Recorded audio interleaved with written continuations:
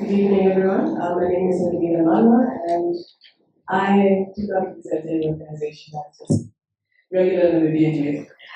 I wanted to know, given the influx of funds about to be poured into our country with oil and green hydrogen industries, is there a way we can use these funds to somewhat pay for the government debt that we have? Is there a way to pour that into that? And also, how are we going to deal with inflation at a grassroots level, considering the large amounts that are about to be put into the country? That is what I have. There are two key issues, particularly in the green hydrogen space. I saw that they launched an implementation authority. I'm surprised I mentioned it there, but it's there. As well as green hydrogen also announced the social economic framework about a month ago, the rollout of how the local content on how it's going to be. So I think that one is the immediate investment plan. The oil and gas, that will come probably after that decade or so, project starts. So with that rate of investment that's coming into the country, you see companies popping up, some have not even been announced in the media, but thank you for sharing it with us. We see it now. So I think everybody can expect a huge inflow of international investment. And I think where government can capitalize on this is where they actually register these companies. They know, they identify what skills are needed by these companies. Because at this point, the foreign investors come and they just do catch fish on their own. You know, they need to have public body that can actually assist them in terms of where can we match local skills to the investment that's coming in. Otherwise, we might have a lost opportunity in terms of capitalizing on this investment. Thank you. I would like you to provide us with the data comparing the economic growth in Namibia and the rising indebtedness. Two points. To answer my question whether or not, it is true that the economic growth is actually not real economic growth, but it is just covered by increasing debt. And maybe if you can include the inflation rate, then I think we would have a better picture. So this is one. The other one is, with your permission, I will just contribute the information that we are almost asking for. The price for the 24% is 360 Namibian dollars. It was 360. Between hyphen and the Namibian government. Then 360 million. No, 360 words. 360 finishing card. But now comes the next point. Afterwards comes a feasibility study which is budgeted to cost 930 million euros. And the Namibian part of that would be 24%, which is roughly, if you are generous with the exchange rate, 1.8 billion Namibian dollars. So this is what was said yesterday in the information meeting. And for the general interest, I'm not working for HIFI. But HIFI is doing an information campaign, and they are having, I don't have it by heart, but I think it's in the next 2 or 5 days. People can go and listen to them. My question is just, I mean, given sort of your summary at the end there, so the prospects around sort of general recovery, a bit of easing on the monetary and fiscal side, the investments around green hydrogen and oil and gas and some of the prospects there, tempered with the policy issues. Do you think that the growth outlook of moderate 3% is realistic, too high, too low? But I want to pose a challenge to you and to all of us.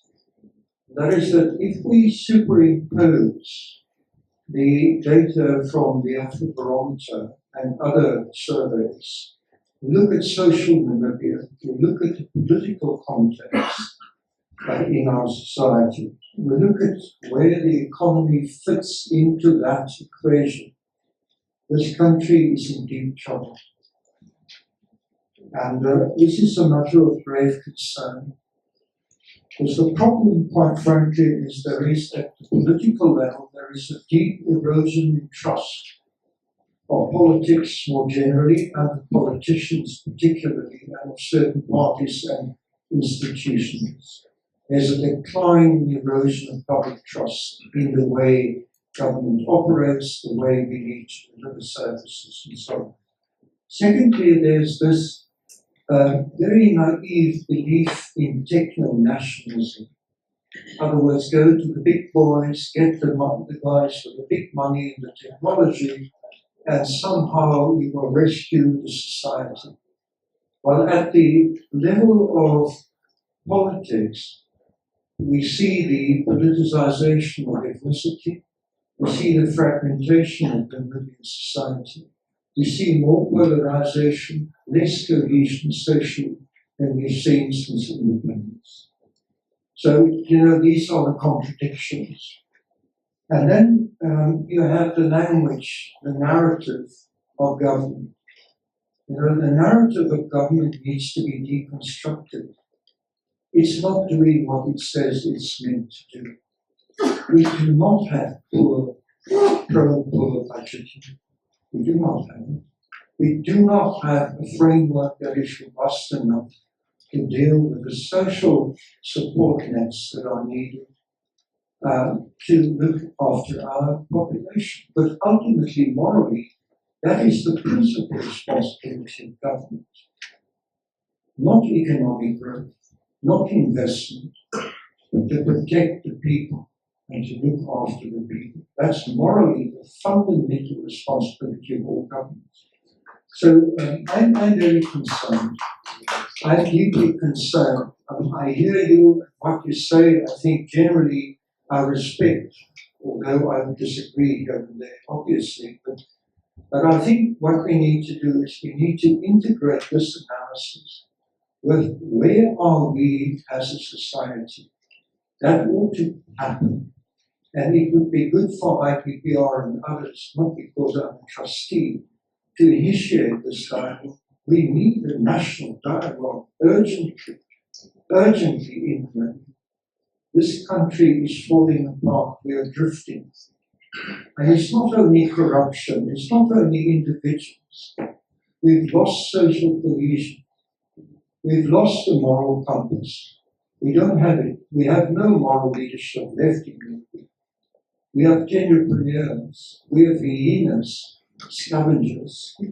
We have scavengers. That's the kind of economy we've created.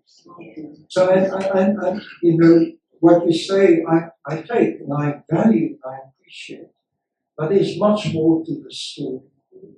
There's much more to it. And next year you will see what might happen at the political and social level. There are levels of desperation and poverty and inequality that are really frightening. There's youth unemployment. It's not for nothing that the EU is even warned, and the UN agencies have even warned that this might lead to a social revolution. So we need to get our house in order, all of us, each and every one of us.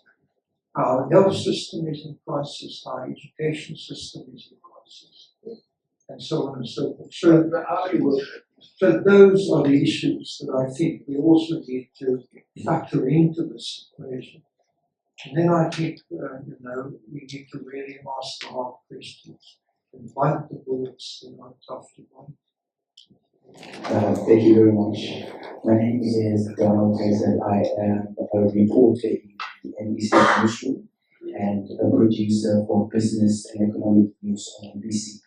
So I have two questions specifically. I wanted to ask with regards to your analysis, in comparison to your analysis and Minister Tom Aweto's analysis on the decline of investment rates. So in your analysis, you say that investment has declined, and in the minister's analysis, it's also spoken also given at the World Conference.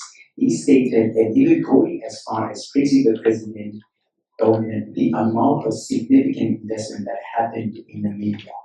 Is your analysis different from that was given by Minister Awendo? Secondly, I want to ask about the effectiveness of rating agencies. Specifically, when we look at credit rating agencies and also agencies such as the Mo Ibrahim, Fraser's, Fitch, and so on. How does these agencies, or do you think these agencies to a certain extent can and are used against African countries to make decisions in what would interest the Western world? For example, when Namibia get a bad credit rating or bad rating in terms of the Mo Ibrahim Index or the World Economic Forum Index as well, if it does end up deciding to join BRICS. And on that note, I also want your opinion on what you think on Namibia joining BRICS. Looking at the current status quo, I believe that Namibia is rich in resources to make different income from different types of resources rich. So I wanted to ask, Namibia borrows money each and every day from IMF for economic growth purposes, yet it's used for operational costs. So question is it because we don't have enough money to pay this, or what's exactly the reason? And another thing, there's an initiation, a group of people that are advocating for PIG. Do you think that Canada is economically ready and has the resources to provide money for every single person? Please, $500 here in Namibia. And then, do you think Namibia is also ready, like economically ready for the AID? And looking at our budget that has been allocated, we know that education receives the highest percentage. In the budget, yet it's one of the things that suffers the most in our countries because nothing is not going there, or what exactly is happening. I don't know, because they are like all of them, they are the best. So Pick one. okay. The first one is, what are the biggest challenges facing the Namibian economy? What do you see as the biggest opportunities for the Namibian economy? What are the biggest misconceptions about the Namibian economy, and how do you think Namibia's economic future compares to other countries in Africa? Good afternoon. My name is Junior Kaije, engineering students, and judging on the statistics, I'll probably be unemployed once I graduate next year. So, my question goes to these two industries: fishing industry and the oil industry. NAMRA released a report that we only get around roughly 10 billion from the fishing industry, which is 4.5% contribution towards our GDP. So my question to you is this: do you think we can get more from the fishing industry, and why would you think so? Question number two. The National Planning Commission on Robert Kanjode said this, and I'm quoting from what he said. He said that we need 300 million for exploring the oil offshore, which is another figure which he gave was 1.5 billion for a single well. So my question goes back to, why do we need these funds? And on our current state, can we not afford it? Because they take loans every and single year. I will compare that with what the Arab countries have done, especially Saudi Arabia. Saudi Arabia gets around 326 billion from the oil discoveries in their country. This is a report that is from last year. That is roughly, if you have to do your calculation, that is roughly 87% contribution to their government revenue. So when the Ministry of Mines and Energy comes out in public openly with a big smile and says that we can only get as little as 10% from the oil industry, would that 10% even be as much as 10% contribution to the Namibian economy? That's a question that I also have for you. So let me just back there. And you remember at independence, we certainly knew what we didn't know. And we brought in clever people from ODI yourself, and we brought in some very clever people from the Commonwealth Secretariat. We used that expertise to negotiate the first oil licensing, the NAMDEB deal, etc. So that's the first poser. we've moved on 30 years, we've got incredibly significant discoveries. So my question really is, are we using the same level of expertise as we did then when we knew what we didn't know? When you go around the hydrogen and the oil and gas discovery, the meetings you have, are we really tapping that expertise, which is global expertise, that's appropriate to us here? Or are we leveraging the McKinsey's, the Harvard Growth Labs and all of that? And some of those reports that I've seen are very flimsy. I hope your experience is different. We have these sort of fora, and we have IPPR doing great work. Unsidle is fantastic, Economic Association. But I'm not seeing government listening to the think tanks that we have here. We prefer to listen to Harvard Growth Lab or McKinsey's or whatever. And I'm just worried that this type of discussion isn't going much further than simply educating people. My second question, so the first is, are we using the right expertise? Are you finding that expertise when you go around for us to be able to negotiate with Total and Shell, etc.? The second one is, are we really seeing our development partners as real partners? And are they, clearly Unsidle is doing great work, KFW, GIZ, but are they really doing what's in Namibia's best interest, or are some of our partners looking at their own interests? And are there any honest brokers in our system who can say, that's all very well for you in hydrogen, for example, but the Namibian priorities should be the following? So those are the two questions.